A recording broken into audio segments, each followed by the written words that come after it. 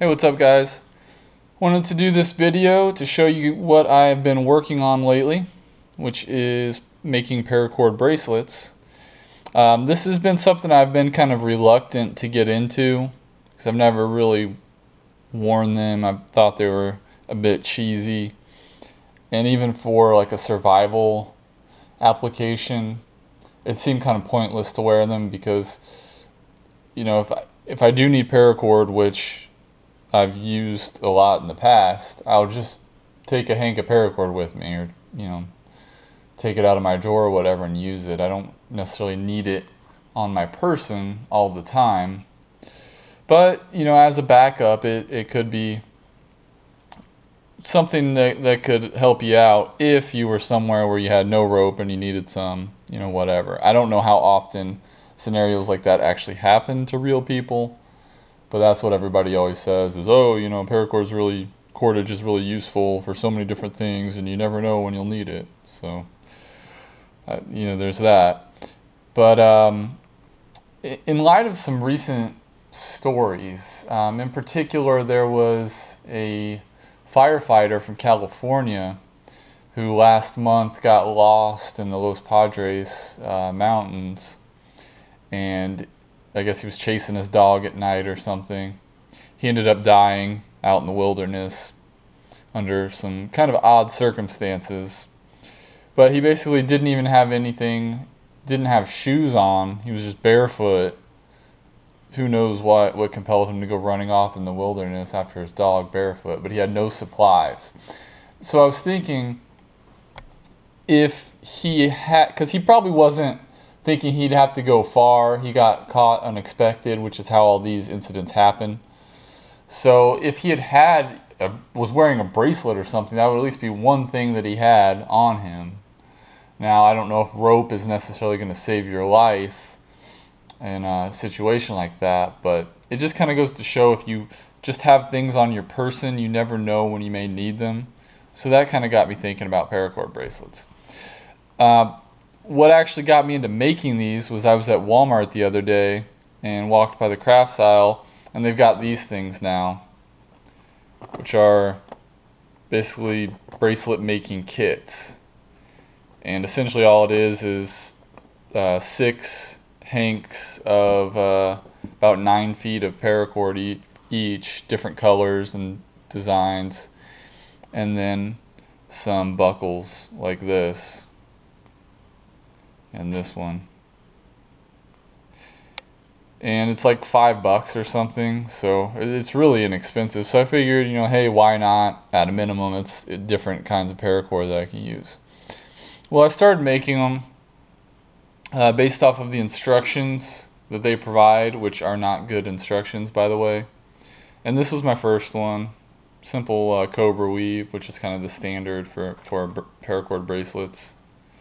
It came out okay, not too bad for my first attempt. The ends are a little wider than they should be, but you fold it over and you melt it. So I kind of followed the instructions there. Well, I did a couple of these. I did another one. This is actually with my own 750 paracord, so it's a little bit thicker. And it came out okay. I'm not necessarily displeased with it, but so it got me thinking, well, if I could make those patterns, why couldn't I do some other type of weave? And I knew that there were paracord channels on YouTube out there, so I started looking into them. And there's a few good ones out there. The one I really like is Bored Paracordist. I just kind of like the way the style and format he does for his videos. He doesn't even use a jig, which you don't necessarily need. I've been actually taping these with just masking tape. It's kind of a pain in the butt if you just do it by hand when everything's loose. So I like to tape it down, but if you're going to be mass producing these things, you'd want a paracord jig so you have everything in place and your measurements are real concise. But I'll just kind of show you what I've done and talk about paracords and stuff, paracord bracelets. So we've got our cobra weave, and these are, I believe, the 3/8 inch buckles. These are real chintzy. about as cheap as you can get. I'm not sure how long those will even last, but that's what Walmart gives you. I made another one.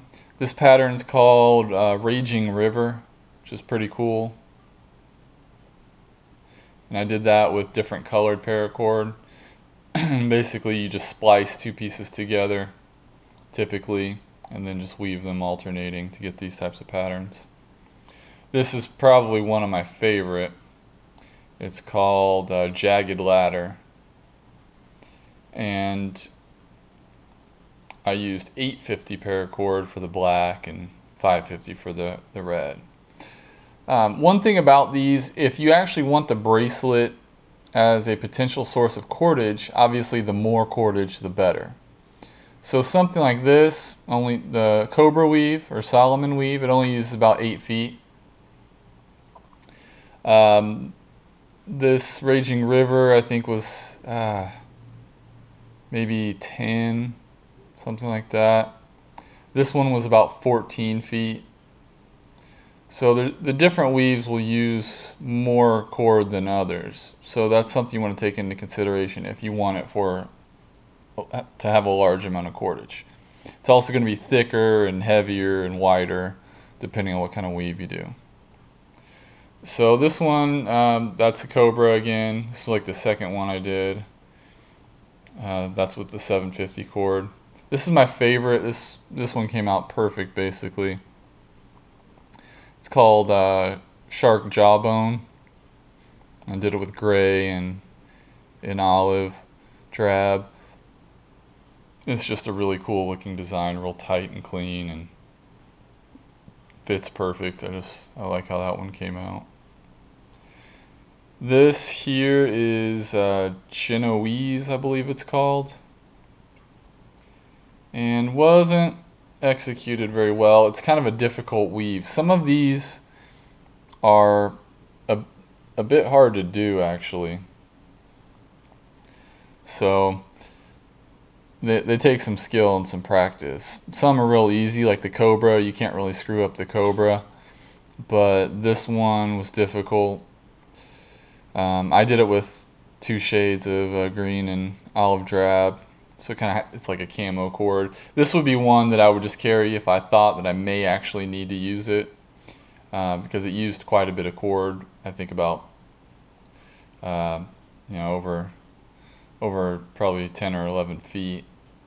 So this would be a good one to use in the field if I needed it. This one's pretty cool. It's called Growling Dog. The back is actually neat. This is a reversible design. So, another thing, the buckles, they're contoured. So you can see how they're curved. This would be like a regular buckle, which is just flat. You can all see the size difference. And here's the 3 sizes. So you want to keep that in mind, that there's differences in sizes depending on the type of weave. Like this last one, this is the trilobite, which is really cool. So you could get away with using a wider buckle. They have whistle ones too that have a whistle built in. A lot of the times they aren't contoured, and I really like contoured ones. They fit your wrist better. So you got to be conscientious of that when making these. It just kind of depends on what type of buckle you want, what features you want. Well, this one's really cool. And that probably has about 13 feet or something, 14 feet of paracord on that one. I think about 14 feet. You can make these into quote-unquote survival bracelets if you want. A lot of guys are doing that. They'll add like a fishing kit or something. I honestly think that's kind of silly, because I mean, what are the odds you're going to be in a situation where all you have is your bracelet and you need that to go fishing? Well, hopefully you used to have a lighter too, so you can cook the fish. Do you even have a knife? Who knows? But they have some that'll have a little ferro rods built in, and they'll have a striker and twine or some sort of combustible, like tinder type of cordage built in. I don't really think that's necessary. I may mess around and try to make one at some point, but the bracelet itself is good enough. I mean, you've got the cordage there. If you need other kit, you're gonna have to make do. They do have these compasses. I haven't really figured out how to incorporate them. I was able to slide it on one, but it's kind of bulky. Kind of looks silly. It looks like a watch with a big face on it. And I don't know how well these will hold up. But you can weave these in and attach them if you wanted to kind of make it look like a watch or something. I got a 3-pack. They're $3, so it's $1 a piece, which I guess isn't that bad. This one in particular, the direction it's pointing to is south. So they got the polarity mixed up somehow. I don't know how they managed to do that, but I marked the case on here, the cover, so that I'll know that this is the bad one, because God forbid you be somewhere and you think that north is south. But again, that's just a sign of how cheap these are. They're not really reliable as far as things like that. I mean, it does seem to point true. I've compared it to my other good quality compasses. They point in the right direction, but they're polarized right, or maybe it was mislabeled, I don't know. But that's not a good thing. The other two were fine, this one's not. So, and it's just kind of got a little slot here that you can slide it in. It's rubber. But so that's basically it as far as what I've been working on here lately. Just kind of making these, playing around. If you do decide to do it, you can go right to these guys' tutorials. They're real simple. To an extent. You have to have some aptitude for crafts and things like that. Some of the weaves are harder to do than others. They can be a little bit tricky and kind of frustrating if you get confused, and you have to kind of go back and try to find out exactly which piece of cord goes where. But usually if you just do it step by step, you can make a pretty decent bracelet out of it. Another pitfall was getting it sized right. That's proven to be a little bit difficult without the jig, because I don't want mine loose. I don't like a loose bracelet rattling around my wrist. And obviously you don't want it super tight. It's gonna leave an indentation in your arm and cut off circulation. The cord itself is pretty easy on the skin, so that's not bad. But I want mine snug, definitely not loose, so I don't have much of a tolerance as far as the sizing of it goes. So I found one that like fit exactly perfect, and then I use that to compare it when I have it taped down.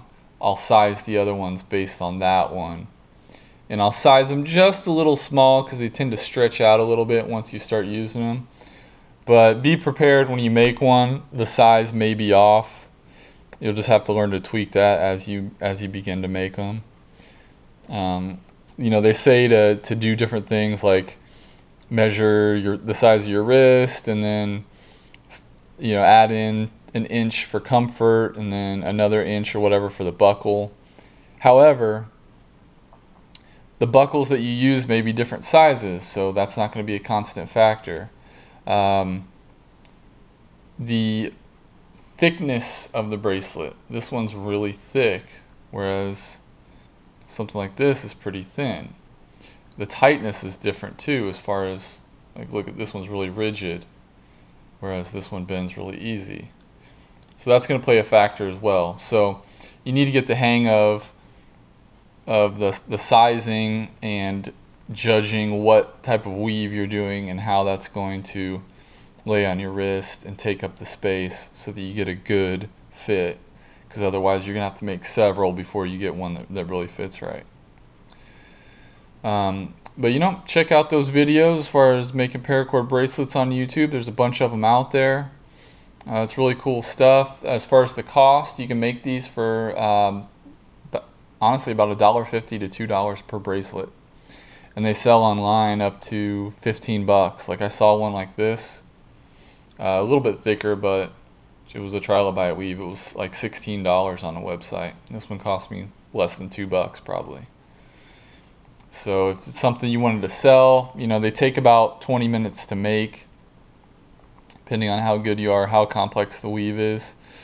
They're pretty simple because basically you just have to know how to start it, which is just making a cow's hitch or lark's head knot through the buckle. And then the pattern is basically just one knot or one series of knots on each side, repeated over and over again, generally about 15 times. So you're not having to, they look a lot harder than they are because you're just repeating the same pattern over and over again. So they're in that sense, they're pretty simple to make. So just wanted to share this with you guys. It's kind of a cool new hobby that I got into. I appreciate the views and comments. Make sure to subscribe, and thanks for watching.